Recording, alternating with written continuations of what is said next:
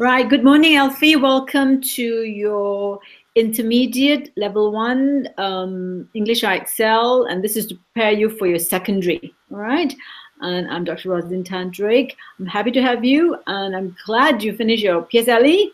Now you're ready to take on the more difficult secondary papers. Okay, it's not difficult, it's more demanding, but if you have a good foundation now, you should be able to even hope to get A1. A1 is only 75% and above. It's not hard to get that if you build on a foundation. But the important thing, as I said, you're very intelligent. What you need to work through now is your grammar.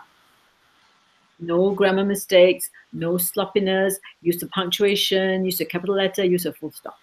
All right. Okay, now we're going to do share screen, and let's look at the one, the case against good and bad. Why is it we shouldn't be using good and bad, and how can we improve our expression? Okay, let me go to share screen and let's watch that video again. Okay. Okay, let's see. Right, so let me put this on.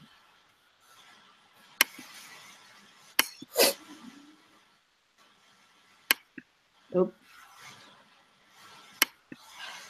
that's strange. I don't seem to be able to click on this. I thought I could click on this the other day. Okay, let me see. Okay, I don't seem to be able to click on this, good and bad, but never mind. That's it funny. Okay, I'll stop sharing screen. That's okay. Let me try again. Not sure why. Could you open this TED video, Alfie? Yes, you need to click on a link. Yeah, I click on the link, but my link is not working. Oh no, Not you sure need why to it's click not on the working. link and drag it to a new tab. Okay, let me see. That's very interesting. Not sure why it's not clicking at all. Let me see. It's very strange.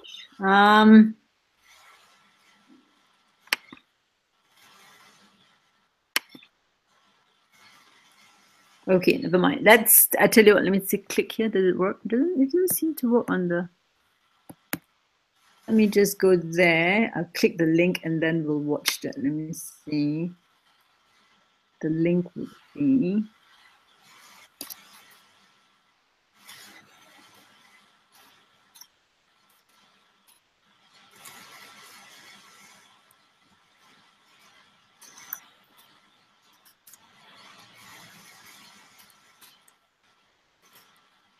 two or three.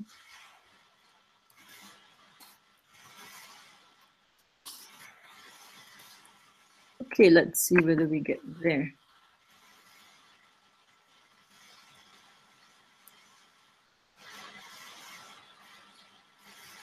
No, nothing.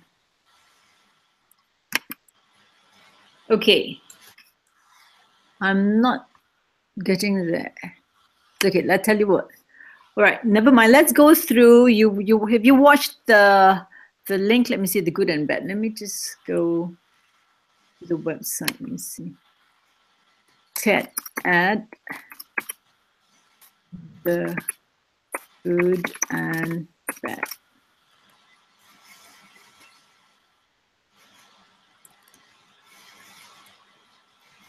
Okay, good.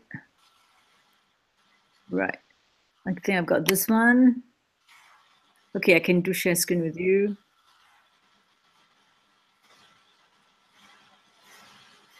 Okay, that's good. Okay. Let me share screen again. Okay, share screen again. I've got it. Okay.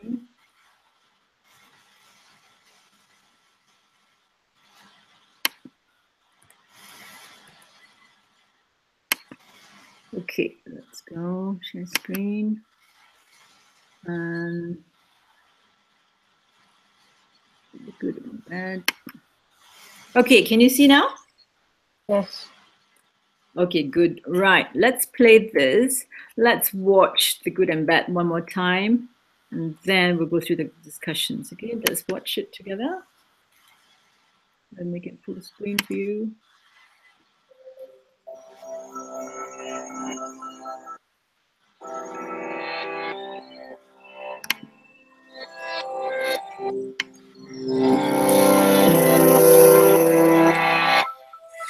Esteemed members of the jury, I submit the following words for immediate and violent execution and extraction from our vocabularies, to be locked away forever if you would prefer. These words I present to you are good and bad. These words have served as treacherous liars for eternity. These two words have worked in tandem to produce vague and bland sentences that have crippled the creativity of humanity.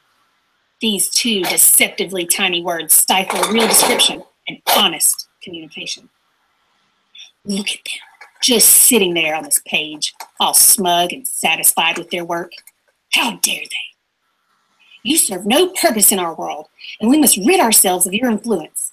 We must replace these two words with the truth, with phrases that include adequate and sincere adjectives. I offer you radiant, stupefying, awful, gut-wrenching. These choices create clarity and depth.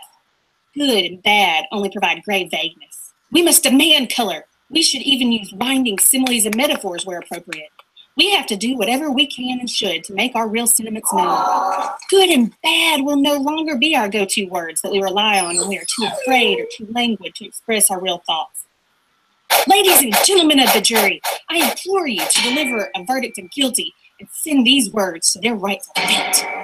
Now, imagine a world without these two words. Imagine a world where real description is required, digging further into our vocabulary than just a monosyllabic effort to get away with not being honest. Impactful, creative. Fair look. Good. What is that? A dull attempt not to be honest? Perhaps my hair looks like a hideous mess of tangles and bald spots, yet someone does not want to be honest and offers the quick fix good to try and mask the truth and send me hurling into the evening with a plop of disorganized tresses. This will not do. Perhaps my hair looks like an amazing glossy sculpture that frames my face perfectly and lends an air of magic to the night. Well, good just doesn't cut it. I won't take any more of this formless, lifeless description. I will not take these lies, and neither should you. The doctor asks you how you feel. I feel bad. Heresy. The doctor, based on this paltry report, could conclude that you have brain cancer, or the flu, or rabies. You owe it to yourself and the possible misdiagnosis of your life to be honest about exactly how you feel. I feel like a herd of wombats have taken up in my chest. Aha! There we have it. An accurate description. Now the doctor has some real evidence to work with in order to assist you. We have become addicted to the numbness that good and bad have created. We have become linguistic slobs, churning out good and bad wherever we are too lazy to allow our minds to communicate with creativity and specification. You look good. You sound bad. This tastes good. The weather looks bad. Lie after lie, repeating this verbal gray, this sloshy mush, this fuzzy picture that reflects no real truth. Replace them with grittier, exact terms that have been buried in our lexis, waiting to see daylight. No longer does the weather look good or bad. The weather looks ominous or exhilarating. Good or bad, it tastes like pillows of sparkles or old shoe and dung. No more of sounding good or bad. You sound like lilting baby laughter or ogres marching to war. Dear God, you do not look good or bad. You look like a feathery angel in the roast cloud. Today, you look at these two words, good. Examine them closely, because behind their seemingly unassuming visages reside two deceitful offerings that smother the truth. These words are liars. These words must be stopped. Remove them from our language so that honesty can return to our communication. Ladies and gentlemen, if I say to you that you have been a good jury, you will take the compliment, make your decision, and go on about your day. But if I say to you that you are an honorable jury, and that I hope your unshakable determination to better the vocabulary of humanity will result in finding good and bad guilty, you will recognize the ingenuity of this argument and find good and bad guilty.